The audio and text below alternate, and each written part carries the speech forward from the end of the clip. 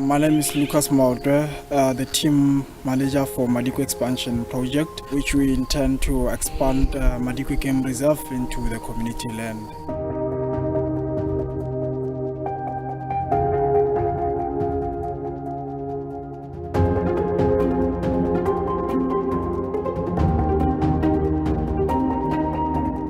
The project is aiming to benefit not only the Barakologadi but all the neighboring communities. We hope that it will help in eradication of poverty. It will create a lot of employment, particularly to our young people.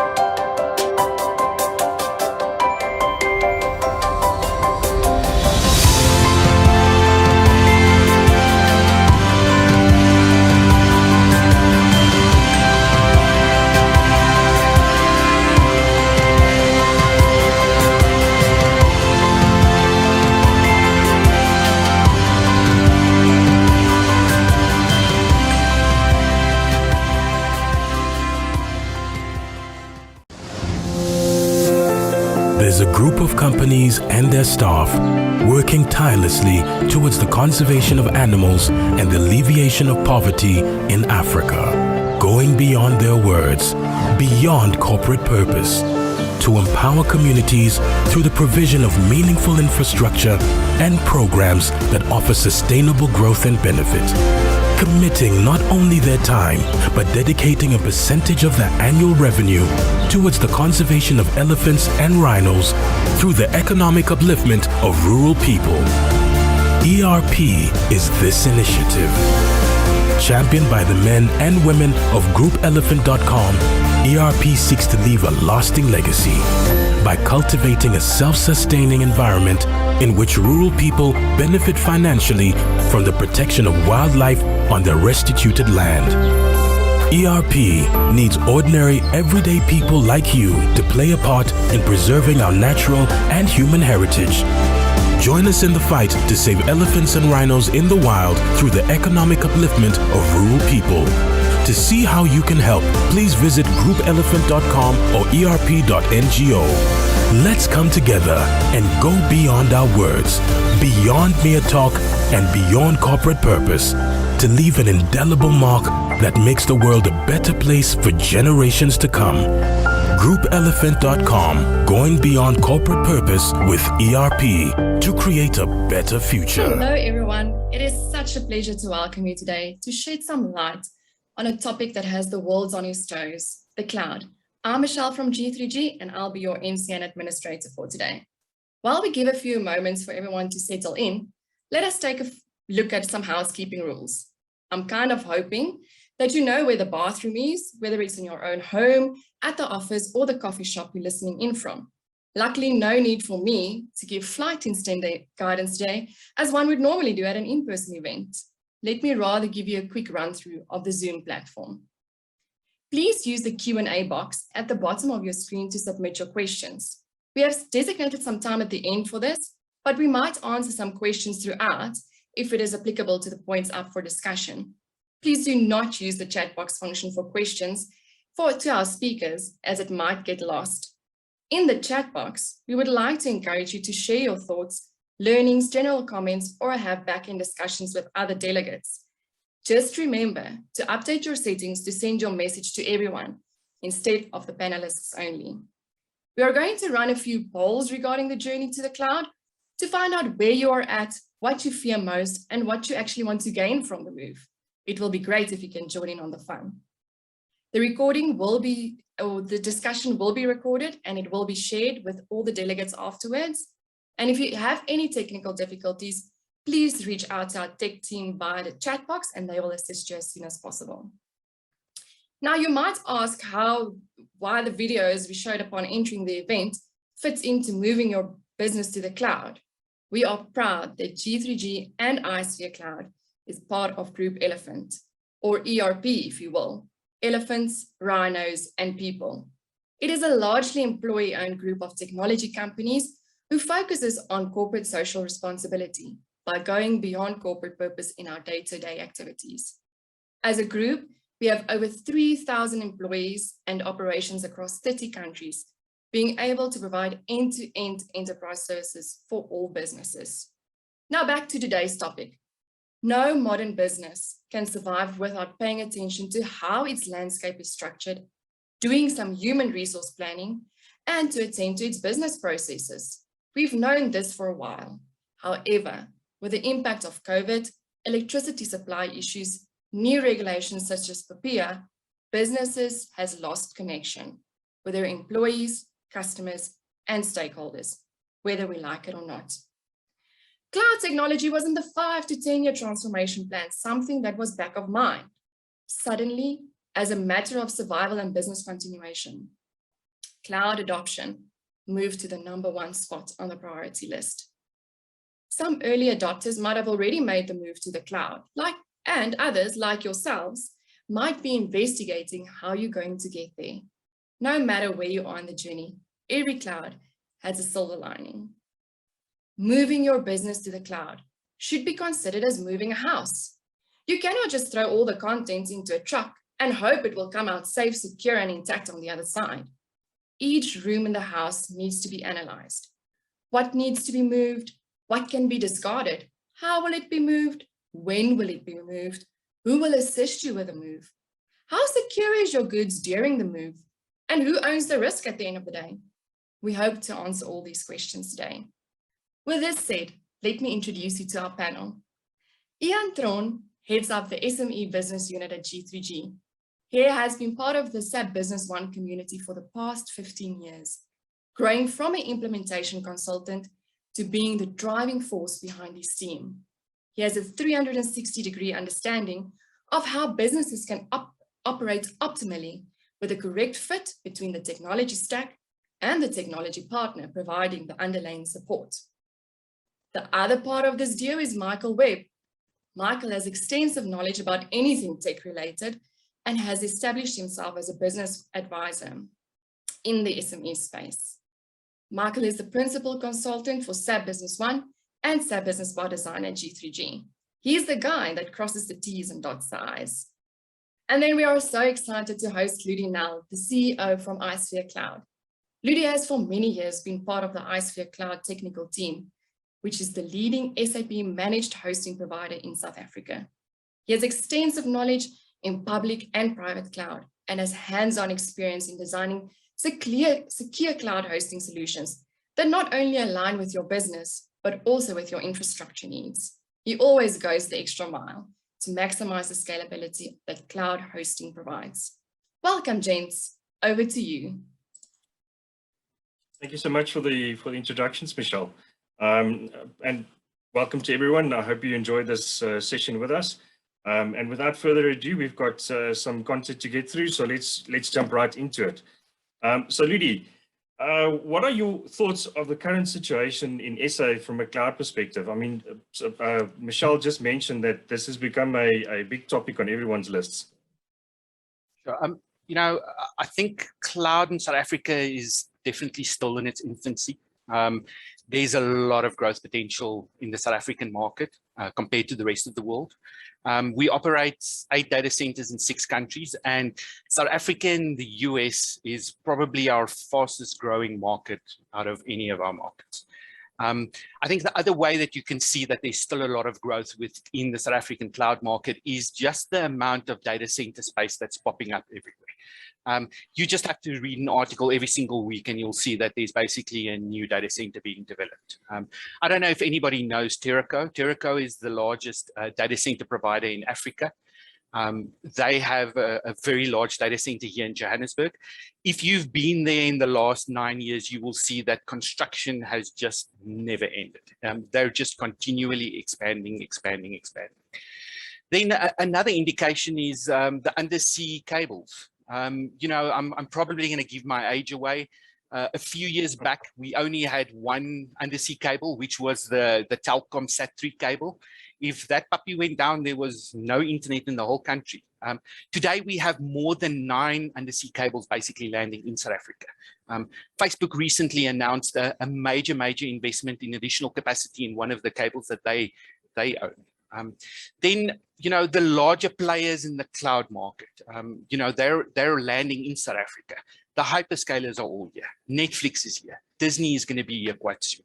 Facebook, as I mentioned, Google, you know, all of them are expanding their services in the South African market because they see Africa as really an untapped market. Now, I do have to just caution you, specifically from a hyperscaler perspective. They do have a long list of services. In the South African market, currently, a lot of their services are not available and also not guaranteed. And that's really something that you just have to be aware of. Then another trend in the data center space in this market currently is that a lot of data centers are transitioning to becoming vendor agnostic. Now, what does it mean to be vendor agnostic? Well, if you went to a Telkom data center and you moved your workloads into that environment, you were kind of forced to use Telkom as your network provider. Now, as an organization, you know, a lot of organizations have built MPLS networks. It's taken them a lot of time and a lot of effort to get the right connections to their branches, to get their costs stabilized. And, you know, they don't really want to have another spoke in the wheel. If it's built and it works, you know, why do you have to change? Why do you have to add an additional cost? What a vendor agnostic data center allows you to do is if your service provider, your network service provider has a POP within that data center, normally, depending on who your service provider is, it is quite easy to just do an extension from your service provider into your cloud. And again, your whole network is now connected to the cloud, which just makes it a lot more secure and a lot easier. And to be honest with you, networking and the connectivity into the cloud is probably the most complex and most difficult step transitioning into the cloud. So before you move to that data center, sorry, Michael. So before you move to that data center, you can find then out if your current service provider has got a connection to that data center. Absolutely. And again, you know, looking at a service provider like Terraco, they have over 250 POPs in their data center. So if your network service provider is not there, I'd be quite surprised. Okay. Michael? But so Ludi, I think the trend is on the thing. I see that the fiber network in South Africa is growing at a phenomenal space. I see open servers catching up to the rest now, offering 500. So is that in line with the growth we're seeing at data centers, the network behind it growing with it? Absolutely, because you know, again, as I've mentioned, that is the first step towards moving to the cloud. It is really, really important that we have the infrastructure. You know, if you don't get your network correct from the beginning, you are going to have a lot of problems. I can have the best kit in the world, the fastest processors, the best memory, the fastest storage.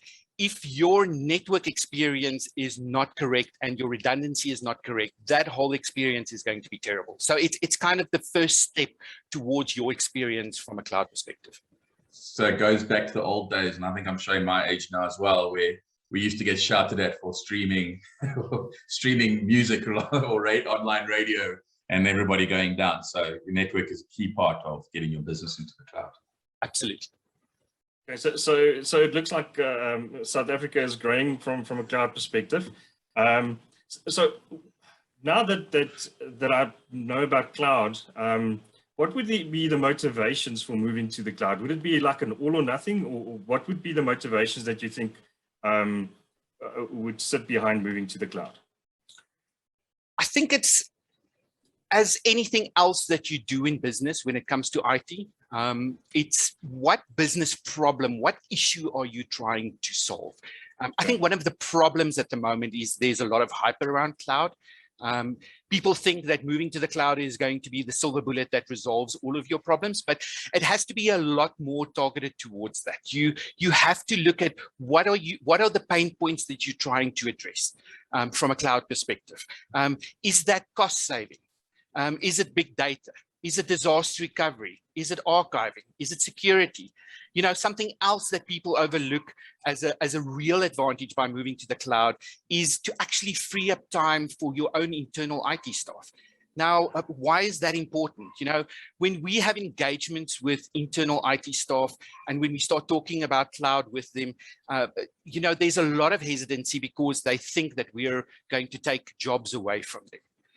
And that's not the case. You know, we're an enabler at the end of the day, and we actually make the internal IT staff's job so much easier because we free up time for them to actually do other stuff. So your internal IT staff now becomes proactive rather than reactive because those, you know, services are being taken over. Now, you did ask a question about all or nothing. So, you know, they say in the Lord of the Rings, you know, one ring to rule them all.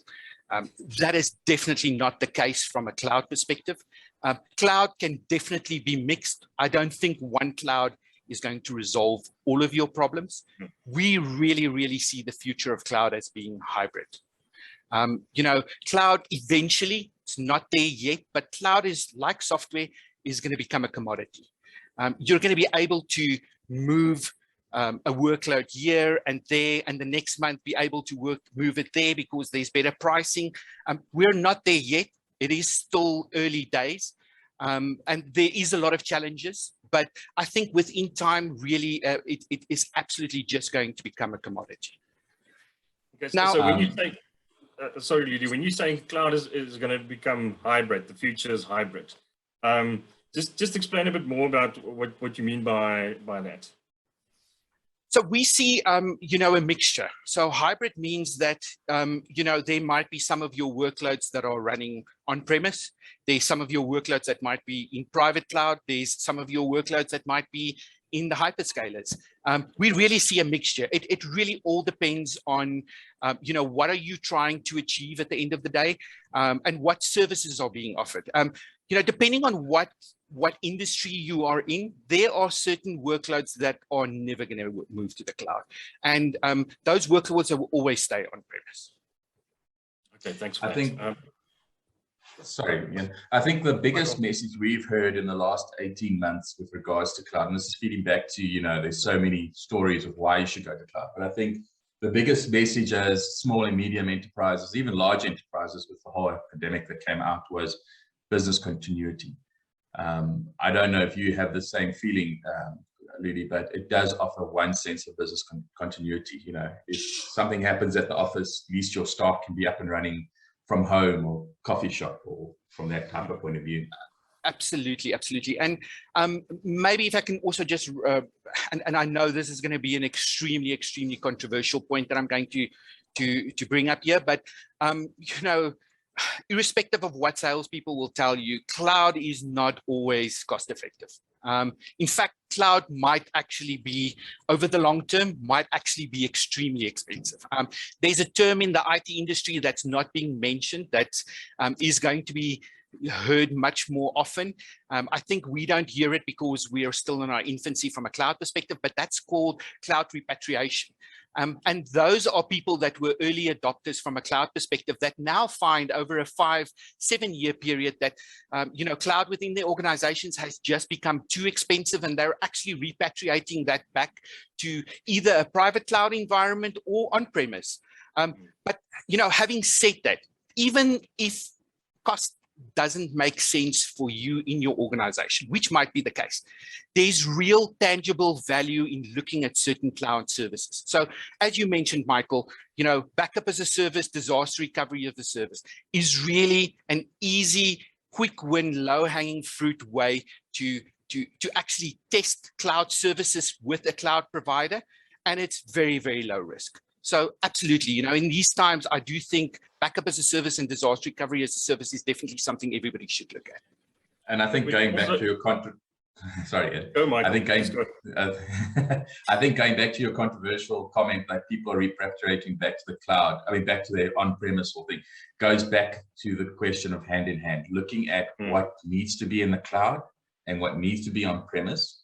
And looking at the low-level fruit first. It's the age-old question of picking that fruit first to see the best reward the quickest. Absolutely.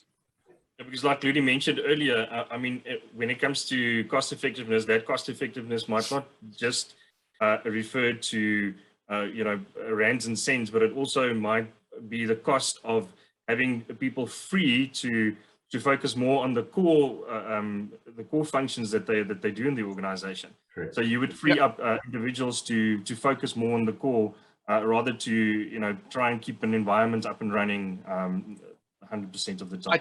If I can maybe just add, and I think that was very important what you just mentioned, Ian, you know, as part of your total cost of ownership when you look at cloud, you know, the first exercise that people do is they look at how much hardware is going to cost, and they look at how much you're charging them for hardware. You have to also look at the ancillary services that are being offered from a cloud perspective. Remember, your backups are now suddenly being taken over. You don't have licensing costs there. You don't have that responsibility. You don't have the consumables from a backup perspective. I mean, just to name one, and there are many. That you need to take into consideration when you look at the total cost of ownership from a cloud perspective. Yeah, but I think that leads us into our first poll of are our attendees today considering moving to the cloud? So I think you guys will get a pop-up message on front of your screen now. There it is. If you can just give us an answer so that we can see what the result is. While we wait for the results to come up there, you know, I think if you look at the costing again, it's just not tangible cost of a new server. The benefits are, you know, Ludi, I don't know how often you guys refresh your hardware to new hardware to the latest spec, but you're getting that where it used to be a 3-year look at your hardware, it's the greatest, but you know, that also depreciated. Then you have to go do that whole look again. So I think there are benefits from that point of view as well. But I think we're all correct in looking at the whole total picture. So cloud move is looking at the whole total picture, not just one facet of your business. 100%. And interestingly enough, you know, in one of the conversations in trying to promote cloud, there's always this talk about OpEx versus CapEx. You know, the way that people kind of motivate you moving to the cloud is to say, oh, you don't have to worry about your CapEx expenditure. You know, there's a tangible OpEx expenditure. Now there's a long conversation I can have about that with when you talk about public cloud, because that there's its own challenges around that when it comes to OpEx expenditure. But, you know, strangely enough, that has been flipped on its head with COVID. People were trying to actually protect their cash flow. So the whole conversation around OPEX and CAPEX was completely turned around. Now it's maybe a more tangible conversation to have around CAPEX expenditure. So very interesting. Yeah, I think everybody's answered the question. I think we'll get the results soon on that one. So out of our participants today, 27% aren't looking at the move. So hopefully after this discussion today, we will consider them yes. And 73% of participants are looking at moving to the cloud. So there is quite a large number of people here to actually look at the cloud. And I think that leads us on to the next discussion is, everybody thinks it's a flip of the switch. Can we just take what we've got? Is it a pick up and move? Is it a cloud lift and shift? Is it that way? Is it that simple just to go to a hyperscaler or a private cloud to move your business in there, Ludi? I think to start with, let me maybe explain the two concepts. So the two concepts are lift and shift, and the other one is replatforming. And if I talk about lift and shift and replatforming, I'm talking about private cloud and public cloud, because ultimately, if you are going to be migrating to a private cloud, it will be a lift and shift engagement. And if you are going to go to the public cloud, it is going to be a replatforming exercise. Now, let me maybe just explain and where the complexity of it comes in. Your current environment with that you are, if you're on premise at the moment, you are probably running a VMware or a Hyper-V environment. If you are moving to the private cloud, a lift and shift actually just means I'm taking that environment and I'm just lifting it and I'm just dropping it somewhere else. No complexity. It's just a question of taking those workloads and moving it somewhere else. Unfortunately, from a public cloud perspective, those platforms work very differently towards the environments that you have on premise. And that means that you have to kind of re-engineer everything, take a set of data and then kind of import it. Where with a lift and shift, once you've actually lifted and shifted that environment, because the environments are the same, if you're doing a migration, you can actually have a constant flow of data. Now, let's look at that from a SAP perspective. If you're doing a migration from SAP, you have very limited time when you do your cut over, when you move to the cloud. I know I've done quite a lot of migrations and it's very, very stressful over that period. You don't know how much time you have. So time is of the essence, cost is of the essence, complexity is of the essence.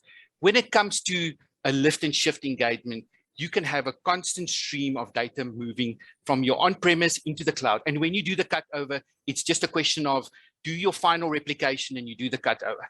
The challenge with public cloud is you have a data set that is not up to date with what you have on premise, and that constantly needs to be extracted and done. So if you're under the cloche and time is of the essence, it's not ideal. So typically from a time perspective, lift and shift is probably a third to a half quicker than a replatforming exercise.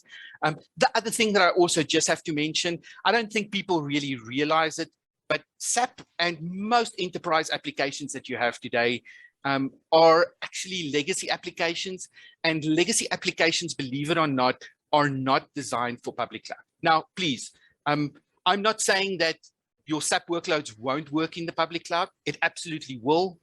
We've done it multiple times for many, many clients. It's just a much, much harder exercise to do. And then lastly, quite recently, SAP had an announcement called SAP Rise. I don't know if people are aware of that. Basically, the nuts and bolts, and I'm really oversimplifying this, but SAP Rise is basically SAP saying, we believe in private cloud. We are going to build our own private cloud because it's the best way to actually run your SAP workloads. And it's as simple as that. And we've seen that across all the platforms. So SAP Rise was focused at the ECC 6 S4.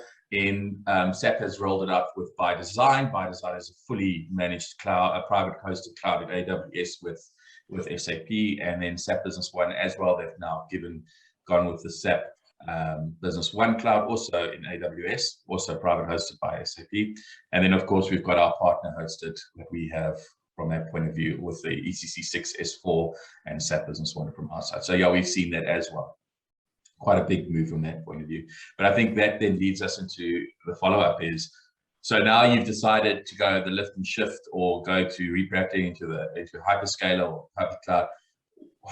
When working with these partners, you know, the age-old question that all IT managers and CFOs and CEOs want to ask is, okay, now that I've chosen you, you must take the risk. But in essence, who owns the risk in total? Really? I think the really simple short answer is in the word partnership.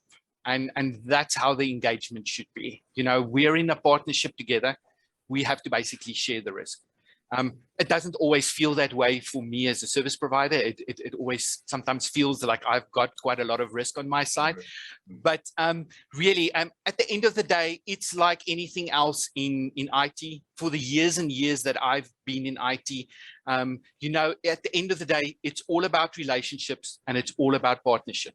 And to make any relationship and partnership work, you have to basically share the risk. Now, how can you make sure that you've got a good partner? Well, I think it's with any other type of engagement. Cloud is not unique. You know, look at the partner and look at the partner's track record at the end of the day. You know, this might sound very self-evident, but if you're going to do a SAP engagement, it doesn't make sense to have a partner that specializes in Pascal. If you're going to be migrating to AWS, it doesn't make sense to have a partner that kind of specializes in Microsoft Azure.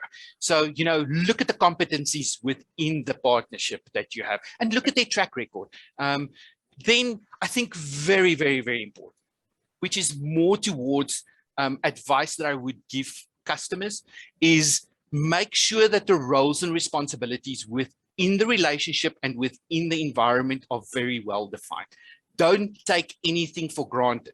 Don't just assume that a partner is going to do DR testing or backup testing or what your backup retention is going to be. So the services within that partnership has to be very well defined. So well defined and manage SLAs, I think, is the absolute key to get the most out of it. And you know what? It sounds really oversimplified, but a RACI matrix. Setting up a RACI matrix to know who is responsible for what and what is included in your service is probably the easiest way to understand what is covered under, you know, an agreement. Then a very simple thing: try the partner out. You know, even the hyperscalers, they will give you credits to go into that environment, have a look and see if that is the type of service that you want, that's the type of platform that you want. Try it out, try the different partners out, try the platforms out. You don't have to make a commitment. If a partner is not willing to give you that opportunity, you know what? I think in these markets, I don't think it's the right partner for you. I think there's such a wide choice of partners these days. Absolutely. We actually spoiled for choice. So, you know, we've got that risk from our side as well. You know, we've worked with you, we've worked with other partners as well. I think it's that you're 100% correct. The risk sits on both sides. And I think, Ian, you read a very interesting article about security and the risk of that data, where it came from. I can't remember the exact article, but you mentioned something to me the last time about the biggest risk that they're looking at these days is from internal. Is that correct? Yeah, that's correct. So it's most of the participants in the survey actually, you know, indicated that the biggest risk is from internal, inside of the business, in the organization, when it comes to, you know, managing the individuals that work for you, and how they interact with your systems, even in your own network. Yeah, that's correct. It's that age-old. It's too, don't open. It's something that's too good to be true. I think I've won the British Lotto so many times, and I've met so many princes that I could actually retire by now. But no. Yeah. So that leads us into our second poll for the day. At what point? So if we look at our second poll, the question at the moment would be: at what point is your company in implementing a cloud strategy? But the first one is no plans to move at all, assessing company needs and strategy, gathering information on vendors, determining which applications to move to the cloud in the process of moving applications to the cloud, or you've already moved to the cloud. So yes, that's also again where we looked at private and public cloud. So leads into this poll is to say, what exactly am I going to move to the cloud? And I'm going to use private, or am I going to use public cloud? So that becomes also an important question that you need to answer at the end of the day. And basically assessing your company's need, looking at the strategy of the company itself. Are you a business that want to keep everything on premise? Or do you want to actually outsource some of the functionality that you have in your from a systems perspective? Okay. I agree. So then around that, if we just look at the difference between private and public just for a second, I see, so quick, that was a quick one. So we already have our results back. So 83% says they're assessing companies' needs and strategies at the moment. And we've got 17% say gathering information on vendors. So that is a good point to be assessing the company's need and strategies, because that will then lead you on to exactly what you need to move to the cloud. So moving into our next set of questions then out of this poll is also to say, when you are looking for this cloud partner, Ludi, and what would be the main points to consider when choosing that partner? And I think I mentioned it in the previous one, and it's very much, I think, applicable to this as well, is the key word here is partnership. You know, you need to find somebody that has the experience and the credentials to find the solution to the business problem that you have at the end of the day. Again, as I've mentioned before, you know, if you are looking at a partner and you have a SAP engagement, is that partner SAP certified? You know, do they have the credentials at the end of the day? If you're concerned from a security perspective, which you should always be, does that provider have the security credentials and the certifications at the end of the day? You know, and at the end of the day, you know, it's about building a relationship, and that partner needs to understand your business and your pain points that you are facing. Now, I do have to, again, and I'm not dumping on the public cloud, but it is something that I kind of have to raise, and I have to really advise people. If you are considering moving to the public cloud, I would not advise you to go on that journey by yourself. And again, it has to do with your current environment. You know, most environments at the moment are VMware based or Hyper-V based. If you are moving to the public cloud, that environment is completely foreign to your own internal IT team. All right. There's already enough pressure on the team about moving to the cloud and migrating to the cloud. For that team to then have to try and figure out where the pain points are, even with pre-training, trust me, it is not going to prepare them for the pitfalls and the issues that are within the public cloud. It is a completely different kettle of fish. Right. I would really advise that you look at a partner to assist you in that journey. You know, one of the things is that you have as an advantage is, while that partner is assisting you in migrating to the public cloud, you can actually at the same time do skills transfer to your own internal IT team, which makes it so much easier. The other thing that I also have to just highlight between private and public cloud from a support perspective is, you know, public cloud, these are very large organizations. And I'm sorry to say, you are a very small fish in an extremely large ocean. You might think that you are very important and that you are the #1 customer, but unfortunately you're not. If there are any problems, you're going to wait. With the best SLAs, with the best partner, with the best escalation, you are just a number and you are going to wait. And the difference, the counterpoint to that from a private cloud perspective is, you have a relationship with somebody. You have a problem, you pick up the phone, you say, Pete, please help me. I've got a problem, sort it out for me. And there's somebody you know and trust that can assist you.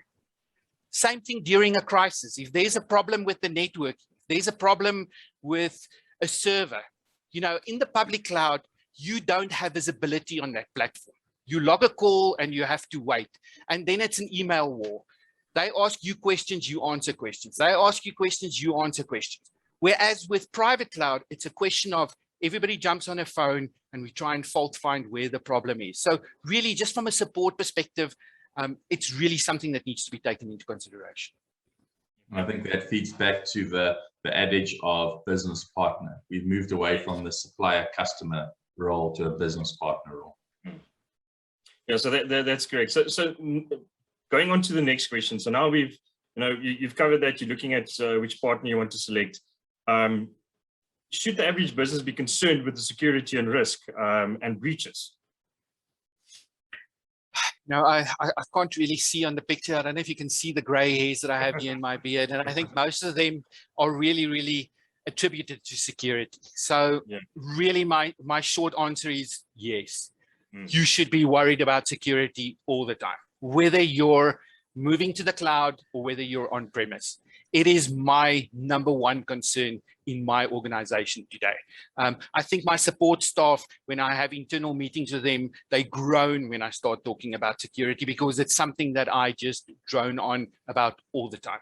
And strangely enough, you know, when we have interactions with clients, the three major concerns that they have is normally cost, cloud tie-in, and security. So yes, it absolutely needs to be top of mind. Now, should you be concerned about moving your workloads to the cloud? You know, I understand that customers are very nervous. It feels like you're kind of handing over the keys to the kingdom to somebody else. You know, it's not in my building, it's somewhere else, and I don't have tangible visibility over it. But the one thing that I can tell you is, from a cloud security perspective, you know, most cloud providers, whether they're hyperscalers, whether they're private cloud providers, they have the best devices, the best firewalls, the best IPS, the best IDS, the best of everything, the best compliance. If you're worried, look at the provider security credentials. You know, are they SOC certified? Are they ISO certified? You know, all of those credentials force cloud providers to put a lot of compliance controls in their environment. Now, having said that, I can have the best of everything in an environment. Unfortunately, if somebody wants to get into your environment, they are going to get into your environment. I think a very good example of that is if you look at the Transnet breach that happened quite recently. You know, I don't know the environment, but I'm sure they have a very robust environment. And at the end of the day, if somebody wants to get in your environment, they're going to. But, and this is the but, they're like any other criminal. They're rather going to look at an area that is easier to get into than to try and go up against the best firewalls in the business. So where are the security risks when it comes to actually moving to the cloud? And Ian, it falls exactly into what you said earlier, the article that you read. A security breach is most likely going to come from one of your employees. And that's an honest truth. It's probably going to come from a spear phishing attack through the email or malware that's installed on somebody's machine. And that's how they're going to get access to your cloud environment. So the question is, yes, it should be on your mind. And there's a responsibility from a provider perspective to have a posture from a security perspective. But there's an absolute responsibility from a customer perspective to look at their own internal security compliance. Correct. So that all comes down to internal education on everyone in the environment, and that it's not just the CTO or the IT manager's responsibility when it comes to security, but actually every individual in the organization. So, I mean, if I can, and I'm involved in a lot of audits, security audits. It's something that I'm very, very interested in as well. But the best advice that I can give anybody, if you're looking at your own internal IT posture, other than having the right policies and procedures in place, which I know is probably everybody's going to groan, more policies and procedures, but it is really, really important to have the, correct policies and procedures in place. The best thing that you can do is education, education, education. Educate your users on the risks of what they do on a day-to-day basis. And it's now with COVID and remote working, where everybody's working from home, and there's now a massive drive to BYOD, bring your own device. That just becomes just more important, that you educate your users, that they know where the risks are. And then lastly, if you do have a security breach, what are your fallback plans at the end of the day? And there's three things that you can basically do. It's really, really important to have a cybersecurity response policy and to make sure that it gets updated and tested. And then disaster recovery and backup. Now, I know disaster recovery is a grudge purchase. It's like insurance. Nobody wants to pay it, and you're never going to use it until the day that you need it. So really, really important that you have disaster recovery in place, that you test your disaster recovery at least once a year. And then from a backup perspective, that you have your backups in place and that you test your backups on a quarterly basis. And if you do that, I think you're in a fairly good position. Yeah, I think that ending statement there feeds nicely into the next poll. It's like, what is the most important aspect of moving your business at the cloud? I think, the options there in the poll are quick return on investment, price flexibility, the ability to grow and shrink your IT capacity and demand, cost saving software and IT operations. I think that all feeds nicely off the risk there, because with your bring your own devices being a nightmare, with your kid on your tablets sending emails out to your customers, it becomes one of those things. So I think the next poll will be popping up soon with that. While we wait for that, I think for time consciousness, while they're answering the poll, I think we can go into the next decision or question at the moment is, so we've talked about DR, we've talked about the hyperscalers, the private clouds. And I think the one on everybody's mind there that sits in the background says, okay, this is too good to be true. I can run my 70,000 Rand server for 2,000 Rand a month. So my question to them is, are there any hidden costs that we should be looking at when selecting a partner or a platform? I've heard disaster stories about people getting caught like this. I could probably do a webinar just on this question alone. Again, I really hate doing this, but I have to just highlight this from a public cloud perspective, because that's really where the pitfalls really, really are. So again, I think the first thing that you need to look at, irrespective of where you're moving to the cloud, you need to look at how you're going to do the migration, how much time it's going to take, and what is the costs involved, and what services are included. So that is a general thing that you just need to look at, irrespective of where you live. Now, let's just talk about public cloud. There's a few things that you have to be very, very, very careful of when it comes to public cloud that I have seen customers get burned very badly with. So you currently have an enterprise environment. You are very used to having certain enterprise tools within that environment. Unfortunately, when it comes to public cloud, you have very unscrupulous salespeople that do not consult the IT department, but sit with CFOs and sell them on services. And the way that they sell them on services is by saying, you know what, you're paying X at the moment for a backup solution. That will disappear because the backup solution in our cloud is free. You don't have to worry about antivirus. We have our own antivirus, and so on, and so on, and so on, which is true, they do. And it is a selling point at the end of the day. But what you have to be aware of, and many, many, many times I've had engagements with public cloud individuals, those services are not enterprise ready. You are very quickly going to find out that you are used to having certain type of reporting, certain type of integration. Yes, you can actually do backups, but suddenly you find out that it doesn't integrate into certain databases or certain operating systems, or you can't do certain type of reporting. And the problem with that is, if you haven't budgeted for it, you now then have to go and still look for those third-party enterprise products to basically plug into the public cloud. The other thing that I found, and again, this has just been my experience, I kind of find when you do look at those enterprise products, the cost of those enterprise products to actually integrate into the public cloud tends to be more expensive than on-premise or with private cloud. I don't know why that is, but it is an experience that we've kind of found. Now, something else that you really, really have to be very, very careful with is the way to save money in the public cloud is to convert your workloads into something that they call reserved instances. And that is to make a commitment over a long period. Now, if cloud tie-in is something that you're worried about, unfortunately, that's the only way that you can kind of save money from a public cloud perspective. So you're now tied in to a 3-year contract, and you do get significant cost savings if you do that. The problem with it is probably 50 to 60% of your total environment are not workloads. And those cannot be converted into long-term contracts and will always be something that they call pay-as-you-go. The advantage that you have with the pay-as-you-go is that it is a month-to-month and it can be changed, but it is also tied to the rate of exchange. So if you've got a budget and suddenly the rand goes from 15 to 18, you suddenly have an additional 30% that basically gets added to your bill. Yeah. And that can be a massive shock to people. So that's quite interesting because the results from our poll say only 33% are looking at cost savings in hardware solution, where the majority at 50% are looking at the ability to grow and shrink their IT capacity on demand. And then the last one following up right from behind is a quick return on investment.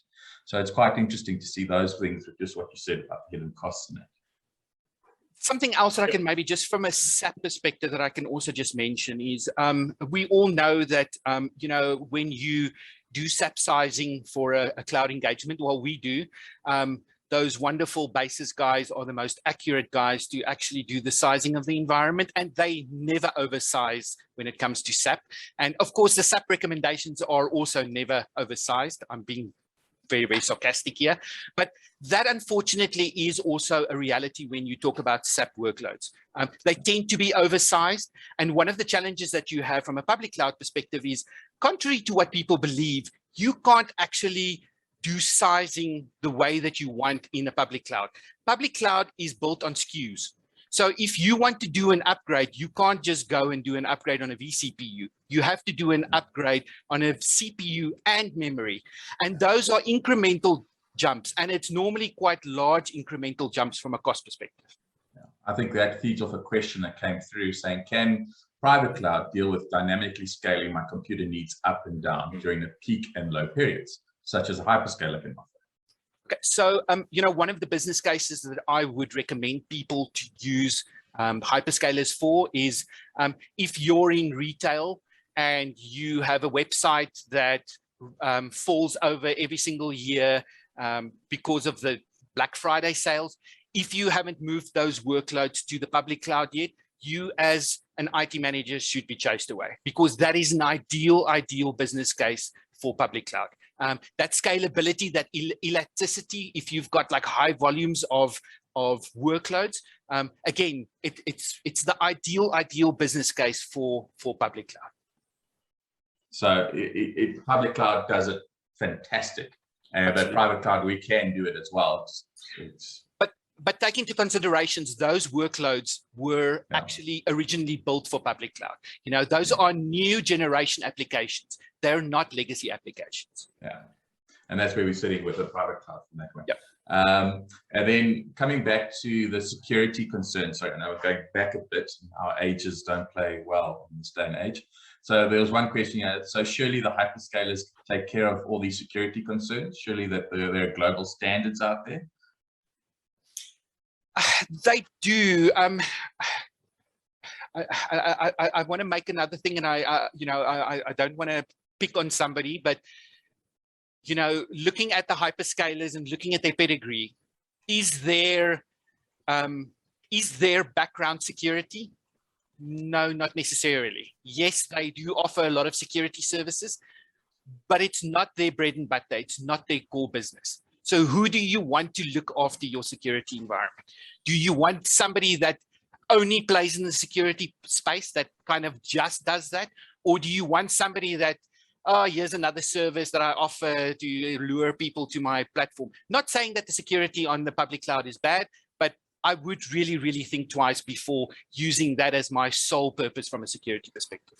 No, I agree. And I think just to wrap up guys, I think we've talked off everybody's ear. Hopefully they're still with us. In summary, Ludi, we've talked a lot about a lot of aspects about moving to the cloud. Just showing that it's not just dedicated to SAP. It's a cloud is built there for everything. What would you be the top 5 things for any business to consider should they be moving to the cloud? Very quickly, because I know we don't have a lot of time and I know I've been speaking way too much. But I would say, again, as I've mentioned before, harping on these, what is the problem you're trying to address? Very important. There has to be a clear goal of what are you trying to achieve by moving to the cloud, like anything else in IT. Then again, cloud tie-in, be very, very, very, very careful to sign long-term contracts. Cloud at the moment is where networks were 15 years ago. The cloud providers are trying to protect their revenue and they're trying to get you into long-term contracts because the choice is just getting more and more and more. So be very, very careful to have cloud ties. Don't necessarily look at like long-term contracts. And if you do, it has to be financially very, very viable for you. Cost, OPEX versus CAPEX, as I mentioned before, that's something that you should probably look at. Security, where does the responsibility lie? I think it's very much from a customer perspective. Yes, it's important to look at the providers, but it is important for the customers to look at their own security posture. And then lastly, very, very controversial, should you even look at cloud? Does it even make sense for your company to even, I know it's a buzzword, but to be honest with you, if it doesn't make sense for your business, then it shouldn't be something that you look at. Again, even if that does happen, backup as a service, disaster recovery as a service, there are cloud services that can still help your company, even though you might not have to move all of your workloads to the cloud. Correct. And I think while we've got you still here, we've got a little bit of time left. So there's one question that came off with regards to the hyperscaler up and down for public and all that coming in saying, so are you saying public cloud for public workloads and private cloud for private workloads, such as ERP? I